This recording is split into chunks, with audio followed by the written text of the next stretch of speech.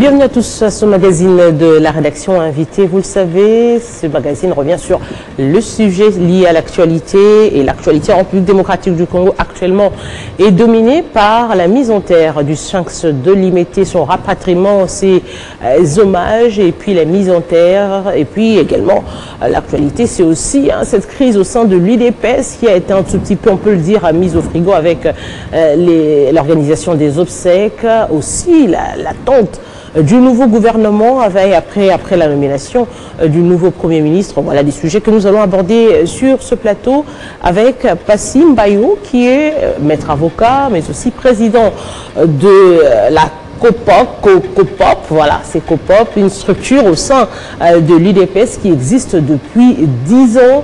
Passim Bayo, bienvenue sur ce plateau. Bien, merci, chez vous. COPOP, ça veut dire quoi exactement?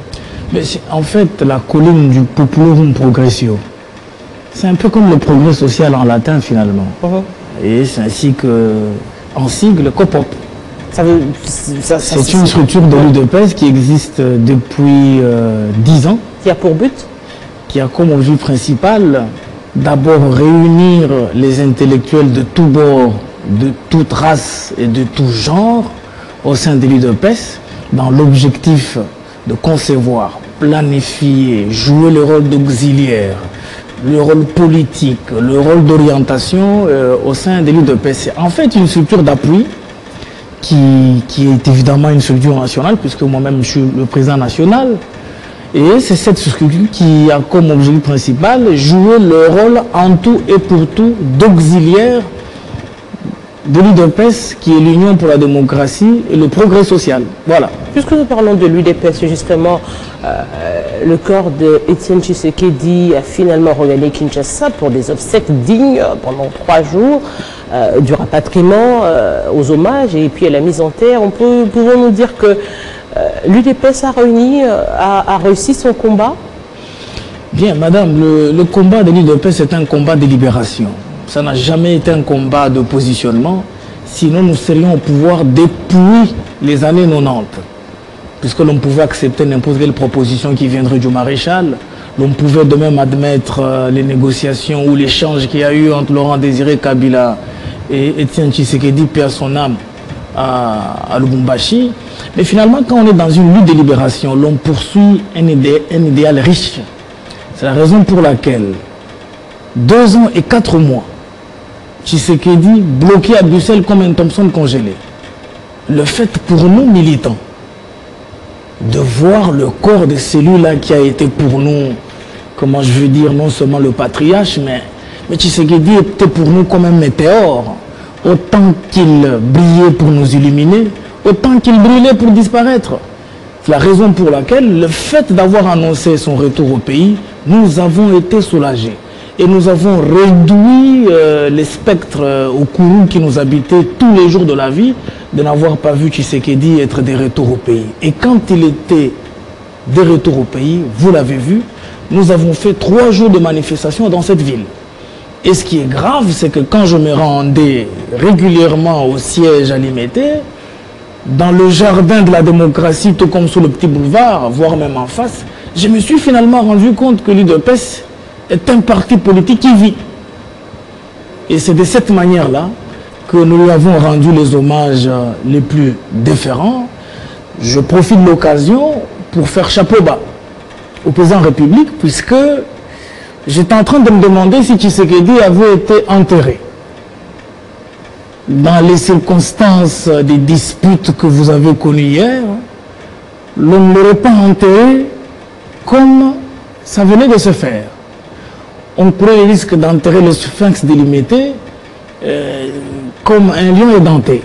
Alors qu'en réalité, ce Tshisekedi que nous avons enterré, c'est un mystère d'un Tshisekedi plus dangereux mort que vivant. Aujourd'hui, si on doit relever le combat de Étienne Tshisekedi, vous l'avez dit, ce n'était pas le pouvoir, mais aujourd'hui, en plus du combat, vous avez le pouvoir. Mesurez-vous les responsabilités qui vous incombent aujourd'hui, vous, UDPS, à pouvoir réaliser les objectifs d'Étienne Tshisekedi? Il entend clamer la démocratie, le peuple d'abord. Madame, je voudrais, avant d'y arriver, vous dire que Moi qui vous parle, je suis un tshisekidiste né. Finalement, dans le comportement de tous les jours du président de la République, j'ai l'impression qu'il respecte pas à pas les vestiges laissés par le Sphinx. En fait, dans cette lutte de libération, lorsque les accords de la Saint-Sylvestre ont été conclus, finalement, pour l'UDPS, l'on disait fini la lutte extra-institutionnelle, bienvenue la lutte intra-institutionnelle. Mais la mort est arrivée, le Sphinx est parti. Cet accord, évidemment, je considère cela comme un acte testamentaire qui nous a amenés à ces élections de 2018. Nous sommes au pouvoir. Nous ne pouvons pas le renier. Mais attention, madame, nous sommes au pouvoir dans un contexte politique multiforme. C'est-à-dire, autant que nous avons une idéologie, nous avons des poursuites, évidemment, à conjuguer des efforts pour réaliser le principe le peuple d'abord, puisque qui dit peuple d'abord, c'est un peu comme dans le droit de la 4e génération qui met l'homme au centre de tout. Les industries, les mines, les nucléaires, l'électricité, la faune, la flore et tout ce qu'on raconte pour le bien-être de l'homme. C'est en fait cette espèce de sociologie du bien-être que nous poursuivons chez nous à l'UDPS. Quel que soit le fait que nous sommes au pouvoir, mais nous avons des objectifs à atteindre. Je disais un pouvoir multiforme, c'est-à-dire nous devons canaliser la bonne marche de cette coalition dans laquelle nous sommes. Vous êtes sans savoir que dans tous les couples du monde on se dispute, mais finalement nous sommes obligés de savoir comment vivre dans cette coalition. C'est-à-dire nous voulons vivre la coalition et non jamais vivre comme une espèce de cohabitation. Et puis un autre élément qui entre en ligne des comptes, madame, Tshisekedi s'est longtemps battu pour l'implantation d'un État démocratique et de droit. Voyez-vous, je peux même me limiter à dire que implanter un État démocratique, puisque qui dit démocratie en droit constitutionnel veut dire la dictature de la loi. C'est la raison pour laquelle, autant que nous sommes dans la coalition, autant que nous nous battrons tous les jours de la vie pour asseoir cet État de droit et démocratique. Démocratie, apparemment, qui ne semble pas être bien comprise ou encore bien captée au sein de l'UDPS. Vous le savez, dernièrement, il y a eu tension et on a même, je l'ai dit au début, c'est un semblant de paix parce qu'on devait accueillir le Sphinx de Limité. Aujourd'hui, on ne peut pas nier qu'il y a tension au sein du parti avec la nomination récemment de Kabound qui a cédé à Kabouya, une décision qui ne semble pas être coptée par tous. Bien, madame, vous devez savoir que l'UDPS est un parti politique démocratique. À une certaine époque de la vie du Sphinx, je crois il y a à peu près 4 ans ou 5 ans, il y a eu remous au sein du parti. Il apprendra par la suite que les gens se sont bagarrés puisqu'ils se disputaient une question d'opinion. Vous connaissez la conclusion du Sphinx? Il dit c'est pour ces valeurs que nous nous sommes battus. La seule chose que je vous demande, c'est de moraliser la gestion des opinions différentes. C'est-à-dire, ce qui se passe à l'UDPS, madame, c'est simplement une question d'une réalité statutaire, d'une part, et de l'autre, d'une réalité administrative. Et c'est la raison pour laquelle je voudrais conclure cette... Vous parlez de réalité administrative, apparemment, vous ne vous êtes pas préparé à cela. Ben, madame, écoutez. Sur le plan des textes. Non, en fait,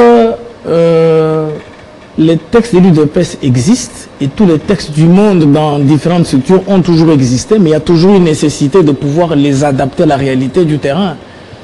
Voilà qui est un principe de droit qui dit une loi qui ne tient pas compte des réalités du terrain est appelée à tarir. En fait, la COPO, par exemple, s'est déjà engagée dans un chantier où nous allons proposer au congrès prochain la révisitation des 4 textes directeurs du parti. Les statuts, le code de bonne conduite, le règlement de l'intérieur et la décision 080. C'est là cette dernière décision dont je parle du Sphinx. Nous allons la fondre.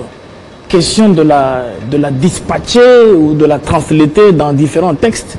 Et cette fois-là, acheminer à bon escient la marche, je dirais, statutaire ou réglementaire du parti. Quant à tout ce que vous avez appris, ce que vous appelez tension, mais moi je ne considère pas comme tension, je considère ça peut-être comme des actes protestataires à l'occasion de l'interprétation d'une question de droit,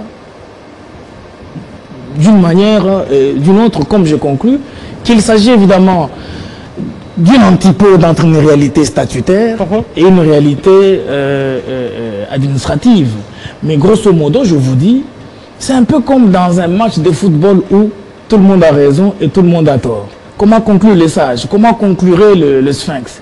Il dirait, puisque la situation est telle, je vous invite tous au calme et par la même occasion, nous devons nous battre pour notre alma mater, qui est le parti, en ce sens que... Pour se battre pour le parti, il faudrait commencer par respecter les textes du parti. Mais tout à fait, madame. Les textes d'un parti politique ne se respectent pas comme l'on respecterait la loi financière. Les textes d'un parti politique se respectent tenant compte des réalités politiques de l'heure. Vous ne pouvez pas nous demander à l'UDPS de respecter les textes selon que le veut un quidam. Non, mais nous avons notre manière de respecter nos textes. Et la nôtre, disons, et la manière qui est la nôtre de respecter le texte ne dérange en rien le caractère existentiel du parti. Seulement que vous devez savoir que dans un parti politique de masse, disait je dirais une bouche très autorisée en sociologie politique, qu'un parti politique de masse, sa première force, c'est la masse. Mais attention, si il ne fait pas attention, la même masse peut constituer une faiblesse. De quelle manière? Puisqu'elle est hétérogène. Puisque dans un parti politique de masse, vous avez toute race, toute classe et tout caste. Donc vous êtes d'accord qu'aujourd'hui, puisque le... Je ne suis pas d'accord aujourd'hui. Attendez, je n'ai même pas encore terminé la question. Je vous vois venir, madame. Aujourd'hui, donc vous êtes d'accord, vous serez encore d'accord aujourd'hui, puisque l'UDPS a le pouvoir, qu'il y a certaines normes qu'il faudrait recadrer, c'est vrai, la base, oui, mais un parti politique reste un parti politique et il y a des exigences au sein du parti politique. Oui, madame, je suis tout à fait d'accord avec vous. Pendant que nous parlons yeux dans les yeux, vous connaissez qui est le président de l'UDPS? Mais c'est le président délégué qui est Jean-Marc Kabound. Le texte, disons, le document l'ayant institué par l'autorité délégante, entre guillemets, qui est le président Félix, évidemment, il y a des stipulations dans cette lettre qui lui font aussi de prendre des mesures d'aménagement. Vous comprenez? C'est en principe une décision prise en amont qui produit des conséquences en aval. La seule chose qui m'intéresse ici, j'ai dit et je le répète, on est comme dans une histoire où, j'ai dit et je le répète, ça donne naissance à une antipode entre une réalité statutaire et une réalité administrative. Alors qu'est-ce qu'il faut? Faudra-t-il désocler le parti? Non. Nous invitons toutes les troupes à la mise en commun des efforts dans l'objectif de jalonner le parti à bon escient. Je crois que sur cette question, je refuse surtout personnellement de naviguer à contre-courant en portant atteinte à l'intérêt suprême du parti. Aujourd'hui, ici, on doit parler évidemment de la coalition, puisque vous avez ici réfuté, pas de cohabitation, mais plutôt une coalition. Avec cette coalition également, on attend le nouveau gouvernement. On s'est longtemps posé des questions sur ce qui devrait être le Premier ministre. Il est finalement connu, Sylvestre Ilunkamba, qui devra cette fois-ci nous donner les noms des différents ministres qui devront composer le gouvernement de la République. Bien, madame, la constitution du gouvernement, la sélection des éléments à faire partie du gouvernement est a priori une question politique. Cette fois-là, la constitution devient une réalité juridique. En fait, je félicite monsieur le Premier ministre, Ilunkamba, d'avoir été choisi par son camp a priori, parmi tant d'individus. C'est son nom finalement qui est sorti de l'eau. Et la deuxième des choses, je félicite par la même occasion le président de la République d'avoir déniché finalement parmi tant d'autres la personne du Premier ministre Ilunkamba comme étant celui qui sera l'homme orchestre. Je l'appelle l'homme orchestre pourquoi? Puisque nous sommes dans un régime semi-présidentiel. Dans un régime semi-présidentiel, le président de la République est le chef de l'exécutif. Et le Premier ministre, le chef du gouvernement. Le Premier ministre est exposé à des réalités telles qu'il ne peut poser aucun acte gouvernemental. J'ai dit des gestions de la République. En termes de programme, par exemple, quand vous lisez les articles 90 et 91 de la Constitution, on vous dit que le programme du gouvernement est un programme concerté avec l'institution président de la République. Dans un français un peu plus littéraire, ça voudrait dire que le programme du gouvernement ne peut être démis sans le contreseing de l'institution président de la République. Et donc, l'homme orchestre qui est le Premier ministre actuel, qui bientôt, de manière éclectique, je précise, l'on va constituer politiquement l'équipe gouvernementale, et puis nous allons mettre en pratique le programme du président de la République. C'est la Constitution dit que le président de la République est élu sur base d'un programme. Et ce n'est pas le cas pour le Premier ministre. Et donc le Premier ministre est là dans l'objectif de mettre en pratique le programme qui ne gravite qu'autour d'une phrase ou périphrase. Le peuple d'abord. C'est un concept vaste qui devrait connaître justement des éclaircissements, parce que quand on parle peuple d'abord, oui, on voit le tout à la fois, mais je l'ai expliqué, madame. Entre les priorités. J'ai dit tout à l'heure que dans la lutte de libération de l'UDPS, longue qu'elle a été,